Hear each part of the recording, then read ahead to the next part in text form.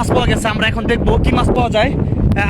আমি উঠাবো মাছটা, আপনারা একটু দেখতে থাকুন কি মাছটা উঠে। দেখি একটু ধরেন, একটু ধরেন। হ্যাঁ দেখি, বিসমিল্লাহির রহমানির রহিম, ছুটে যাইবো।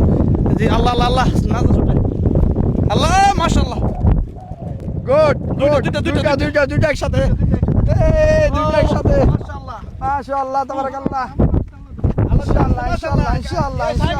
ইনশাআল্লাহ বড় না মাশাআল্লাহ।